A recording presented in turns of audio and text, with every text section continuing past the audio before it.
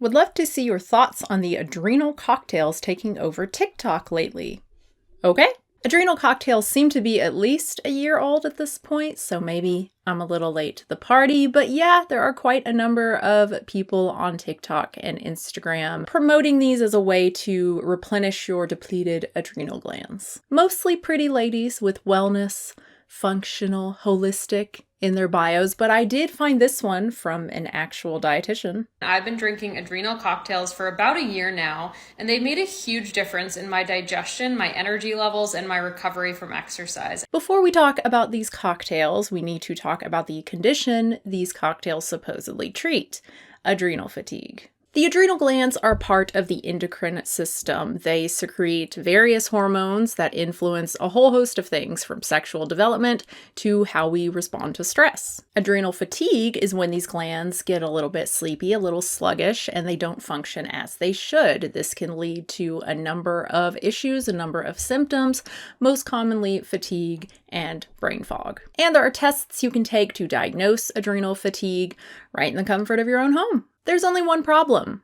Adrenal fatigue is not a medical diagnosis. Virtually no endocrinologists, these are doctors who specialize in the endocrine system, including adrenal glands, believe it exists because there is no convincing evidence suggesting that it does. This 2016 systematic review of 22 studies states flatly, adrenal fatigue is still a myth. Needless to say, these tests are bullshit. Now, there is something called adrenal insufficiency. This is a potentially life-threatening condition where the adrenal glands don't secrete enough of certain hormones. It's treated by actual doctors with various medications, not TikTok influencers with cocktails. So then where does adrenal fatigue come from? It comes from the same place all great fake diseases come from: fake doctors. Alternative medicine practitioners, or naturopaths, or functional medicine doctors, whatever you want to call them. Like chronic Lyme disease and leaky gut syndrome, adrenal fatigue has been around for a long time, with popularity seemingly peaking back in 2017. The term was coined by a chiropractor back in 1998. Yeah, chiropractor, not an endocrinologist, not even an MD. Sounds about right. The charitable part of me says, hey, look, lots of people have conditions that are hard to diagnose, hard for real doctors to diagnose. Maybe this chiropractor saw a lot of people with a certain set of symptoms, and so he tried to tie them all together as a way to treat people, as a way to help people. The cynic in me says there's a lot of money to be made in making up diseases and treating them. Just look at all of these supplements claiming to support and balance the adrenals. This guy lists 75 different symptoms suggesting adrenal fatigue. 75, including being tired in the afternoon. I'm guessing he gets to diagnose and treat a lot of people. Tired in the afternoon. Oh my lord. In truth, it's probably a combination of the two, right? I'm sure a lot of practitioners, if not most, believe they're doing the right thing and believe they're helping people by diagnosing them with adrenal fatigue, leaky gut, whatever. But they also make money doing so, and they are absolutely incentivized to not look into it too much, to look at the evidence saying, this isn't a real thing. So what are adrenal cocktails other than some sort of drink meant to treat a condition that doesn't actually exist? Great start. But hey, maybe they're good for something, right? They could be good for something else, kind of like the alkaline diet, right? Eating an alkaline diet is not actually going to change your blood pH. That's not possible, but it could help you feel better and help you be healthier by getting you to eat more fruits and vegetables. Maybe adrenal cocktails are really healthy too. Typically contains orange juice, coconut water, and a big pinch of sea salt. So it's juice. Salty juice. There are a lot of variations. Some use coconut milk instead of coconut water to make like a creamsicle type thing. Some include cream of tartar for added potassium. This expert, I'm assuming she believes she's an expert given she values her own hormone course at $4,000, despite not being an endocrinologist, MD, anything. Anyway, she says potassium is the key. So it seems what people are really making is a kind of healthier version of an oral rehydration solution made of water, sugar, potassium, and salt. These aren't used to perk up the adrenals, though. They're used to treat dehydration from vomiting or diarrhea. So a diarrhea drink. A vomit victual markets itself, really. Missed opportunity aside, a mixture of orange juice and coconut water. Okay. It's got some vitamin C, it's got some potassium.